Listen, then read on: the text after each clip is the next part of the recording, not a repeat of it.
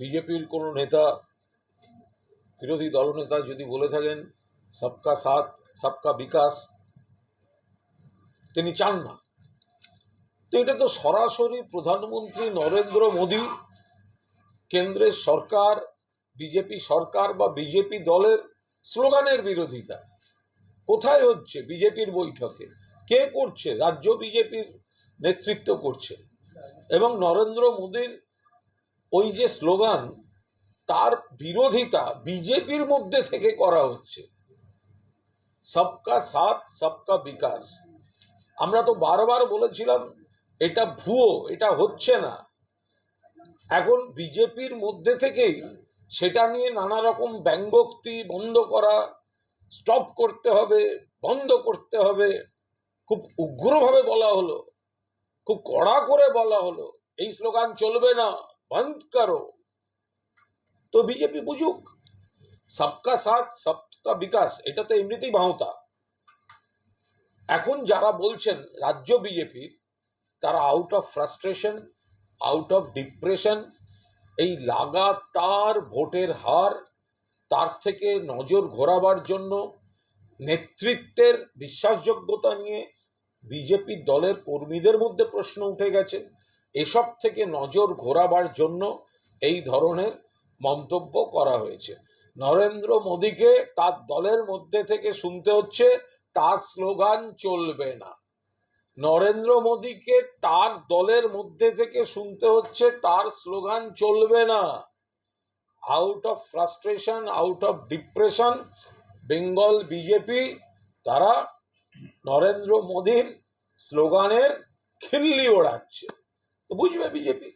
BJP কি এখানে কোনো ডিসিপ্লিন বলে কিছু নেই? এটা প্রধানমন্ত্রী একটা কথা বলছেন না, এটা তো যেখানে প্রধানমন্ত্রীর স্লোগানের বিরোধিতা করা হয় সেটা তো নিশ্চয়ই তাদের দলের অভ্যন্তরীণ শৃঙ্খলার ব্যাপার। আমরা ওখান থেকে কিছু সূত্রে শুনলাম যে এই যে কথাটা, যে প্রধানমন্ত্রীর স্লোগানের বিরোধিতা করা হয়েছে, এটা নাকি সমালোচিত হয়েছে এবং কনসার্ন ব্যক্তিকে বলা হয়েছে ব্যাখ্যা দিতে, সেন্সার করে ব্যাখ্যা দিতে বলা হয়েছে, এবং বলা হয়েছে দ্বিতীয়বার এই কথা উচ্চারণ করবেন না। যিনি বলেছেন বলে বকুনি খেয়েছেন, যিনি বলেছেন বলে একটু বকুনি খেয়েছেন, তাকে বলা হয়েছে আবার যাও সংবাদ মাধ্যমের সামনে বলো, ওভাবে বলতে চাইনি। কিন্তু যেটা বলা হয়ে গেছে সেটা তো আর মোছা যাবে না। নরেন্দ্র মোদীর স্লোগানের বিরোধিতা, পুরোদস্তুর বিরোধিতা। আমরা যেটুকু শুনেছি বিজেপির ভেতর থেকেই তীব্র সমালোচিত হয়েছেন এবং তারপর সেন্সার করা হয়েছে এবং নির্দেশ দেওয়া হয়েছে এক্ষুনি গিয়ে সাংবাদিকদের কাছে ব্যাখ্যা দিয়ে বলুন, ওইভাবে বলতে চাইনি। সেই জন্য কনসার্ন ব্যক্তি ব্যাখ্যা দিতে বাধ্য হয়েছে। বিজেপির মধ্যে যে সাম্প্রদায়িক বিদ্বেষের ভাবনা, সেই ভাবনাটাকে কি সামনে আনলেন? এই যে কথাটা বলা হচ্ছে সংখ্যালঘু মোর্চা চাই না, এর মানে কি? ভারতবর্ষ গণতন্ত্র, হিন্দুরা সংখ্যাগরিষ্ঠ, মুসলিম, খ্রিস্টান এবং আরো কিছু সম্প্রদায় সংখ্যালঘু। সেই কারণে যে কোনো রাজনৈতিক দল তারা চেষ্টা করেন যে সংখ্যালঘু সেল রাখতে, যাতে সামাজিক একটা ভারসাম্যের প্রতিফলন থাকে। এটা একটা রীতি। সেখানে আমরা বারবার বলি বিজেপি সাম্প্রদায়িক দল, আমরা বারবার বলি বিজেপি উন্নয়নের কাজ করে না, বিজেপি ধর্মের নামে রাজনীতি করে, উগ্র হিন্দুত্বের বিকৃত বিপণন করে, উগ্র হিন্দুত্বের বিকৃত বিপণন করে।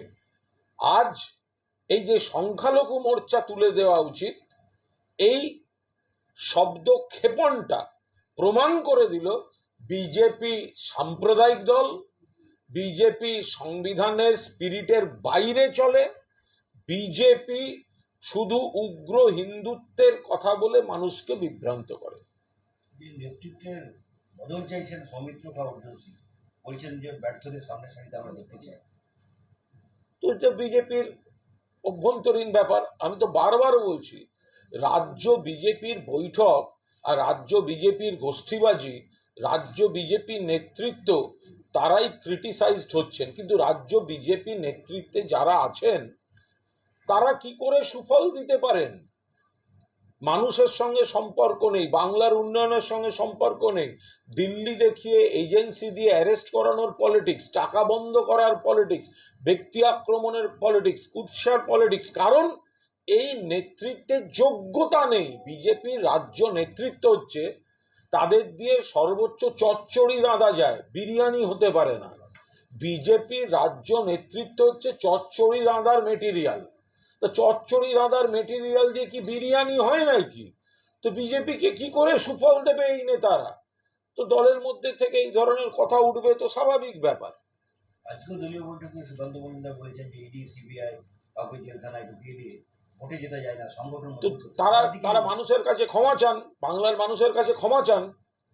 আমরা তো গোড়ার থেকে বলে আসছি, তোমাদের হাতে ইডি আছে, সিবিআই আছে, তোমরা বলে বলে অ্যারেস্ট করাচ্ছ। আগের দিন পৈশাচিক আনন্দ, কি ঔদ্ধত্য, এরপর ওর বাড়ি যাবে, এরপর ওর বাড়ি যাবে, তিহার পাঠাবো, এই ধরনের কথাগুলো তো বলা হয়েছে, সবাই বলেছেন, এবং সুকান্ত মজুমদারও বলেছেন। আজকে যিনি যাত্রাপালার বিবেকের ভূমিকায় অভিনয় করতে চাইছেন, সুকান্ত মজুমদার আজকে যাত্রাপালার বিবেক সাজছে, কিন্তু ওই তো কিছুদিন আগে পর্যন্ত খলনায়কের ভূমিকায় অভিনয় করেছে। আজকে বিবেক সাজবে কেন যাত্রাপালায়?